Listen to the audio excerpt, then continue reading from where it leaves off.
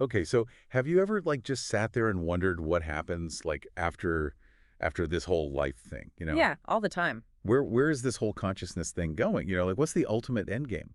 Exactly. And, Yeah. for anyone listening who's ever pondered that kind of stuff, like, Mhm. what is the ultimate trajectory of consciousness? What's the big picture? Wow. Well, that's exactly the sort of cosmic rabbit hole that we're going to be jumping into head first in this deep dive. Yeah, we're going deep.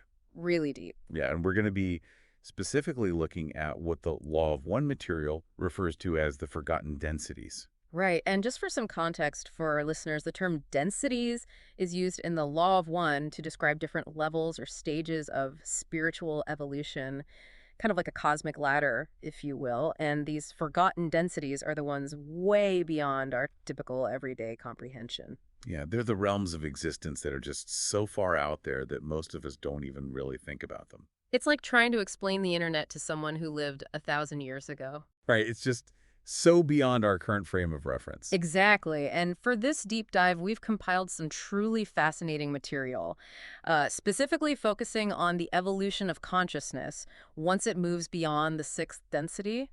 Think of it as a journey into the advanced stages of spiritual development. Okay, so we're talking like the big leagues of consciousness here. Exactly, the upper echelon. All right, I'm intrigued.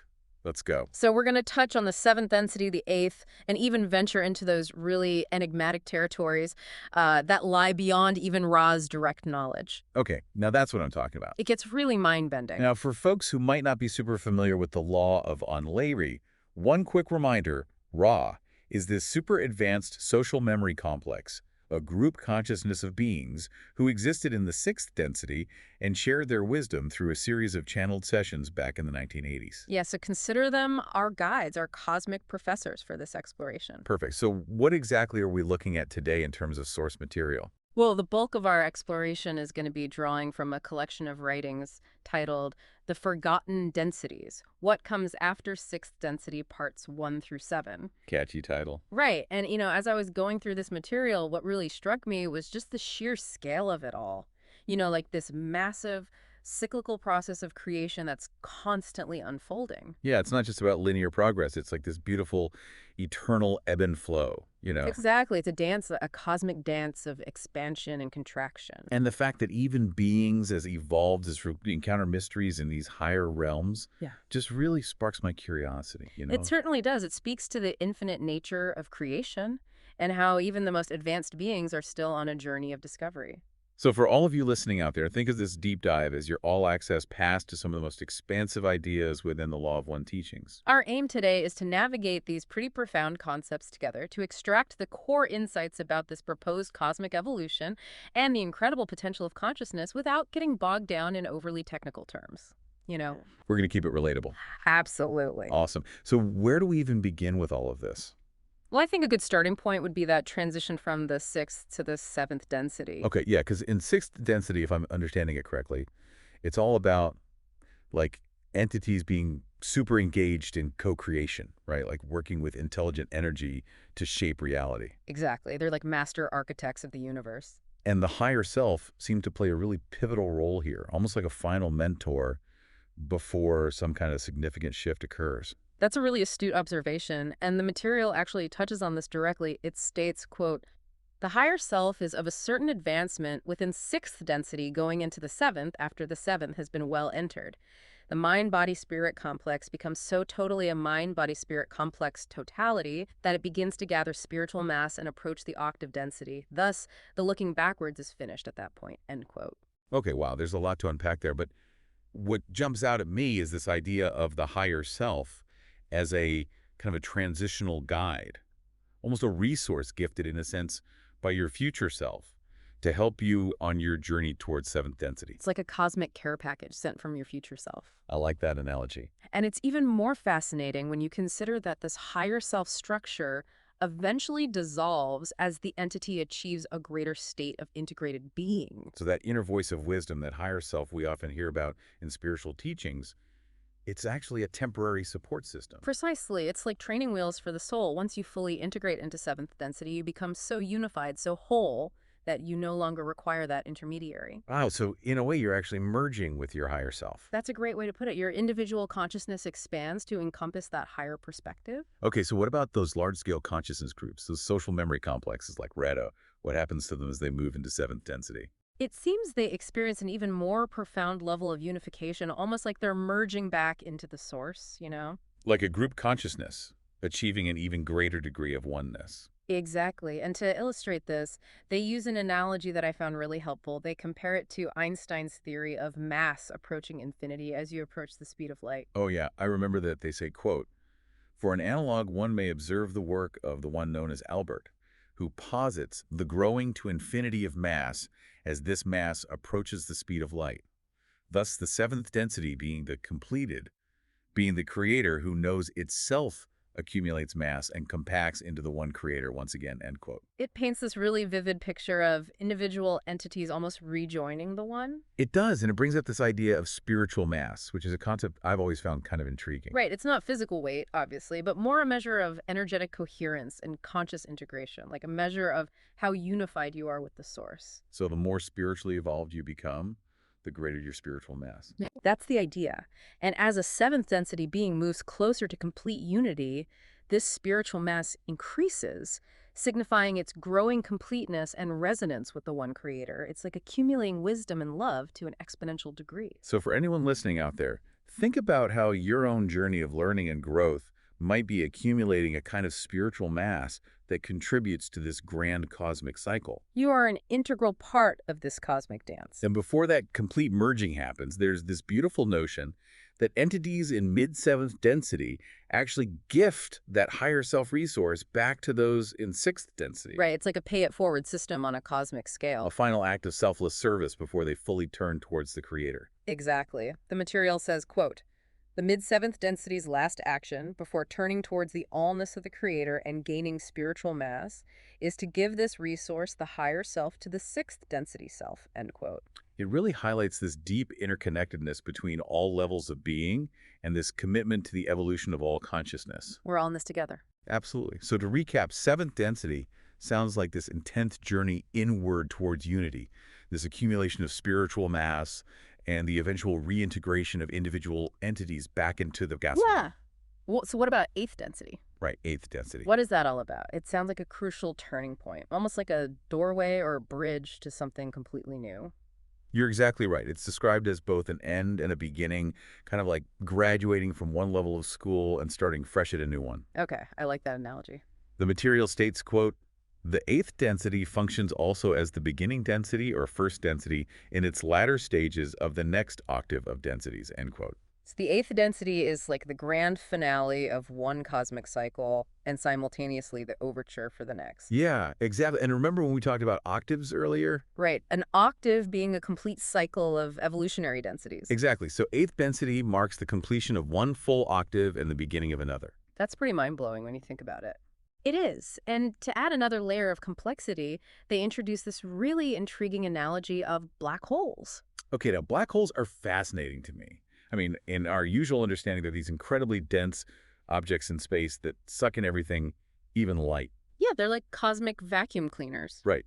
But metaphysically, according to this material, they have a completely different significance. That's right. And it's a really cool perspective shift instead of a void.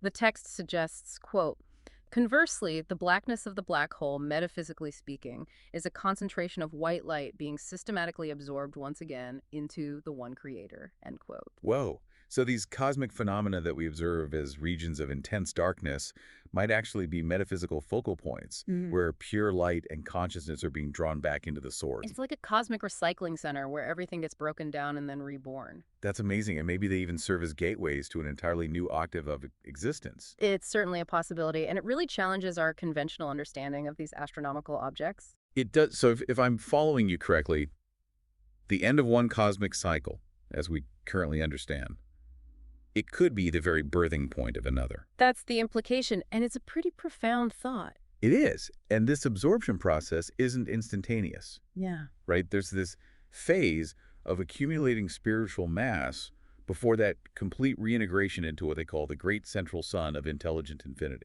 You got it. It's described as a timeless phase, where all that accumulated experience, all that spiritual mass gradually merges back into the source. It's like every river eventually flowing back to the ocean. A beautiful analogy, and they describe this process saying, quote, "This absorption into the one creator continues until all the infinity of creations have attained sufficient spiritual mass in order that all form once again the great central sun, if you would so imagine it, of the intelligent infinity awaiting potentiation by free will," end quote. So this great central sun represents the unified totality of all consciousness, all that spiritual mass, awaiting the next creative impulse, the next expression of free will. It's like the cosmic egg that holds the potential for all future creations. And this is where things start to get really mysterious. Because even Ra, for all their incredible advancement and understanding, they acknowledge that their knowledge is limited when it comes to what lies beyond the eighth density. It's humbling, isn't it? It is. Even beings at that level of evolution don't claim to have all the answers. Ross states very clearly, quote, "Firstly, we do not have complete knowledge of this octave. There are portions of the seventh density which, although described to us by our teachers, remain mysterious," end quote. So there are mysteries even within their own octave. Absolutely. And when asked directly about what lies beyond eighth density, they simply say, quote, "As far as we are aware, we are in an infinite creation. There is no counting," end quote. It's almost like saying the universe is so vast and so complex that it's beyond our ability to fully grasp. Exactly. Our minds are finite, but creation is infinite. Right. And they use this really beautiful analogy to illustrate why understanding other octaves is so challenging without direct interaction. Oh yeah, the island analogy. Yeah, they say, quote, "Let us compare octaves to islands. It may be that the inhabitants of an island are not alone upon a planetary sphere, but if an ocean-going vehicle in which one may survive has not been invented, true knowledge of other islands is possible only if an entity comes among the islanders and says, 'I am from elsewhere,'" end quote. So without a direct bridge, without an entity somehow traversing that ocean between octaves and returning to share their experiences, knowledge remains confined within the boundaries of the current octave. It's like we're all living on these different islands of reality, and we can only speculate about what might exist on those other islands. A perfect analogy. And remember, Raz teachings operate within the framework of this particular cycle of densities. What lies beyond is, for them, largely a matter of speculation based on the information passed down by their own teachers. Okay, so even though they can't say for certain what lies beyond the eighth density, they do seem to have this overarching understanding of creation as an infinite cycle. Absolutely. This continuous process of expansion and contraction with consciousness periodically coalescing and then beginning anew. So it's not just a one-time event, this whole creation thing. It's happening over and over again on a cosmic scale. Exactly. It's a never-ending dance of creation, dissolution, and rebirth. And that cyclical nature seems to be a fundamental principle in their teachings. It is, they state, quote, "We assume an infinite number of octaves. However, it has been impressed upon us by our own teachers that there is a mystery-clad unity of creation in which all consciousness periodically coalesces and again begins," end quote. So even the state of unified consciousness within that great central sun isn't some ultimate endpoint. It's a transitional phase leading to the emergence of new cycles of differentiation and experience. It's like the universe is breathing in and breathing out, constantly creating and dissolving. Now, where does the concept of the logos fit into all of this? Hmm. We've talked about densities and octaves, but the logos seems like this fundamental organizing intelligence behind creation. Absolutely. It's like the grand architect, the cosmic blueprint, if you will. Okay, so how does the logos relate to all these different densities and octaves? Well, the logos can be understood as the creative principle, the organizing intelligence that gives form and structure to each sub-creation, whether it's a galaxy, a star system, or even a planet. So there are multiple logos. That's right, each with its own unique expression of the creator. Okay, so what's the role of a logos within a specific creation? The material describes it this way, quote, "You may fruitfully view each logos and its design as the creator experiencing itself," end quote. Each logos, in its unique way, experiments with different patterns of consciousness, different avenues for the creator to know and express itself. So each logos is like a unique experiment in consciousness. Exactly, and it's through these countless experiments that the creator explores its own infinite nature. And free will seems to be a crucial component introduced by the logos, right? Like the spark that ignites all this incredible diversity of experience across these different octaves. Precisely, the material states, quote, "The seed concept of the significator being a complex introduces two things. Firstly, The creator against creator in one sublogos in what you may call dynamic tension. Secondly, the concept of free will, end quote. So this inherent tension, born from the introduction of free will, allows for the vast spectrum of experiences and evolutionary paths that we observe within this octave and presumably in countless others as well. Exactly. It's the engine of creation allowing for infinite possibilities to unfold. And it's not just our own Milky Way galaxy, right? Yeah. Ra confirms the existence of this seemingly infinite number of galaxies stretching out across what we call space. The scale is mind-boggling, they say, quote. We presently find ourselves in the Milky Way galaxy of some 200 or so billion stars, and there are millions and millions of these large galaxies spread out through what we call space Ra. I am Ra.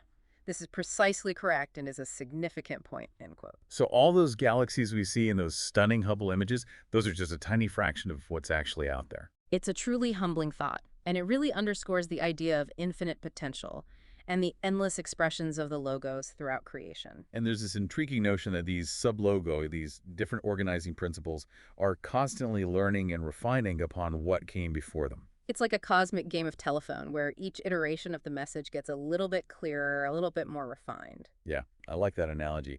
And it suggests that each new octave might actually represent an advancement, a distillation of the lessons learned in previous ones. That's a compelling way to look at it. The material says, quote, the sublogoi then have been in the position of refining the discoveries of what might be called the earlier sublogoi, end quote. So it's not just about individual entities evolving. It's about the very framework of reality itself evolving. That's right. Each new universe builds upon the wisdom of its predecessors. Okay, so when we talk about the transition to the next octave, it's not just a simple step, is it? It sounds like this profound, timeless merging back into that intelligent infinity. Exactly. It's a complete dissolution back into the source, a letting go of all individuated experience as we currently understand it. And it's not something that can be measured by our typical understanding of time. Right. The material describes it this way, quote, thus, the transition of the octave is a process which may be seen to enter into timelessness of unimaginable nature. To attempt to measure it by your time measures would be useless, end quote. So what about the structure of that next octave? What can we even say about it? It remains a complete mystery, but it could potentially involve entirely new laws of physics, new ways that consciousness is organized and expressed. It's almost like the universe gets a complete reboot with new rules and new possibilities. That's the idea, and the material definitely hints at this possibility. They state, quote, we assume an infinite number of octaves. However, it has been impressed upon us by our own teachers that there is a mystery-clad unity of creation in which all consciousness periodically coalesces and again begins, end quote. It's like trying to imagine what the internet would look like 1,000 years from now. It's beyond our capacity to even conceptualize. But within that journey towards the eighth density gateway, there's this increasing sense of unity, right? This gradual dissolving of individual boundaries. Yes, that's a key theme. The trajectory through seventh density is one of ever-increasing unification as all those individual sparks of consciousness gradually merge back into the one. And the material describes this process saying, quote, finally, this absorption into the one creator continues until all the infinity of creations have attained sufficient spiritual mass in order that all form once again the great central sun, if you would so imagine it, of the intelligent infinity awaiting potentiation by free will, end quote. It's a beautiful and awe-inspiring image of ultimate unity. It is, and it sounds like even the logos itself, that grand organizing principle of a particular creation, eventually returns to that intelligent infinity upon the completion of an octave. That's right, with the potential for new logo to emerge in each subsequent cycle of creation. So it's a complete reintegration at all levels of being and organization. It's like a cosmic reset button. And the material supports this idea, saying, quote, much of what you call creation has never separated from the one logos of this octave, and resides within the one infinite creator communication in such an environment is the communication of cells of the body. That which is learned by one is known to all, end quote. It's a beautiful image of interconnectedness and shared knowledge. So if all this is happening on such a grand scale, what's the underlying driving force behind these endless cycles of new octaves? What's the fundamental purpose? Well, according to the material, it all boils down to the infinite creator's inherent desire to know and experience itself in ever more profound and diverse ways. So it's like this cosmic game of self-discovery. That's a great way to put it, and the material describes it this way, quote, this octave density of which we've spoken is both omega and alpha, the spiritual mass of the infinite universes becoming one central sun or creator once again. Then is born a new universe, a new infinity, a new logos, which incorporates all that the creator has experienced of itself, end quote. So each new octave represents a fresh opportunity for self-discovery on a cosmic scale. It's like the universe is a giant mirror reflecting the infinite facets of the creator. And here's what I find really empowering: our own desires. The desires of every single entity within creation actually play a significant role in shaping these future realities. That's a really profound concept. Our collective longings, our deepest aspirations contribute to the very fabric and potential of future creations. So we're not just passive observers in this cosmic dance, we're active participants. Exactly. The material says, quote, "Desire, my friends, is the key to what you receive. If you desire it, you shall receive it." This was the creator's plan, a plan in which all of his parts would receive exactly what they desire, end quote. So every thought, every feeling, every intention we have is like a tiny seed that contributes to the growth of this cosmic garden. It's a powerful reminder that we're all co-creators of reality. And there's this intriguing possibility that future octaves might introduce entirely new kinds of experiences, new forms of challenges and growth. Right, it's not just a repeat of what we've already experienced. It's something completely novel and beyond our current comprehension. And maybe these future octaves even remove some of the fundamental polarities or distortions that we currently navigate. That's certainly a possibility. The material hints at this idea when it says, quote, "The sub-logoi have been in the position of refining the discoveries of what might be called the earlier sub-logoi," end quote. So it's like each new octave is an upgrade, a more refined version of the previous one. And it might even involve a reimagining of some of the fundamental principles that govern our current reality, like the concept of polarization, for example. Yeah, that's a fascinating thought, because right now this dynamic between service to self and service to others is so central to our understanding of spiritual evolution. It's the primary catalyst for our growth in this octave. But that might not be the case in future octaves. The material suggests that as consciousness evolves and integrates further, the need for such starkly defined duality might diminish or even disappear entirely. They say, quote, "Towards the center of this galaxy is what, to use a poor term, you could call the older portion, where you would find no service to self polarization," end quote. So it's like in those more advanced regions of creation, the game is played differently. The rules have changed. It makes you wonder what those new rules might be. It does, and it highlights the fact that our current understanding of reality is just a tiny sliver of a much larger picture. So the ultimate realization then, the core truth that underpins all of this incredible complexity, is that the one infinite creator is absolutely everything. It's the source, the journey, and the destination. It's the alpha and the omega, the beginning and the end. And the material emphasizes this point, saying, quote, "The first known thing in the creation is infinity. The infinity is creation," end quote. It's a statement of pure unity and wholeness. And from that boundless infinity arose awareness, the very first step in this magnificent ongoing journey of self-discovery. They say, quote, "Infinity became aware this was the next step," end quote. It's like the universe waking up to itself. A beautiful image, and it brings up this paradox of a fundamental unity that somehow still manages to encompass infinite diversity and potential, this eternal rhythm of contraction and expansion, of coming together and moving outward once more. It's like the universe is constantly breathing in and breathing out, creating and dissolving, and it never ends. The material addresses this paradox, saying, quote, "That which is infinite cannot be many, for manyness is a finite concept. To have infinity, you must identify or define the infinity as unity. Otherwise, the term does not have any referent or meaning," end quote. So within that ultimate unity lies the boundless potential for infinite expressions and experiences. It's like a seed that contains the blueprint for an entire forest. And they describe this process of contraction and expansion, saying, quote, "The intelligence or consciousness of foci have reached a state where their, shall we say, spiritual nature or mass calls them inward, inward, inward, until all is coalesced," end quote. So this inward pull towards unity is constantly balanced by the outward impulse to explore, to create, and to experience. It's like a dance, a cosmic dance between unity and diversity. And that dance never ends. So it really is a never-ending eternal journey of the infinite creator knowing itself through countless perspectives, countless experiences, and each octave is simply a new and unique way for that self-discovery to unfold. That's the beauty of it. There's no final destination, only an ongoing, ever-evolving unfolding of the infinite potential that resides within the one. And they capture this idea perfectly when they say, quote, "The exploration thus is free to continue infinitely in an eternal present," end quote. It's a reminder that we're all part of this grand adventure, this cosmic dance of creation and dissolution. So as we wrap up this deep dive into the forgotten densities, let's just take a moment to reflect on what we've explored today. We've traced the evolution of consciousness beyond the sixth density, glimpsing the intense unity of the seventh, the transitional gateway of the eighth, and acknowledging the profound mysteries that lie beyond even for beings as wise as Ray. And for anyone listening out there, the key takeaway is this existence is an infinite ongoing journey of the creator coming to know itself. And you, in your unique experience, are an inseparable and vital part of that grand process. Even the most advanced beings in the cosmos recognize the immensity of the unknown, and it fosters this sense of shared exploration and wonder. It really does shift your perspective to think about yourself as part of this eternal unfolding story.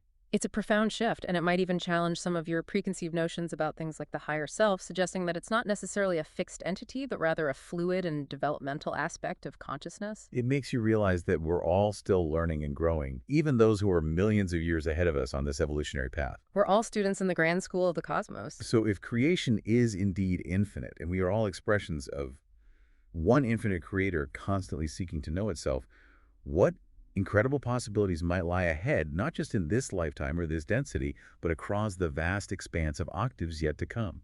It's a truly awe-inspiring thought to ponder, and it invites us to embrace the boundless potential of consciousness and the continuous mysterious unfolding of reality, a journey without a final destination, a return that is perpetually a new beginning. It makes you question everything we think we know about time and space.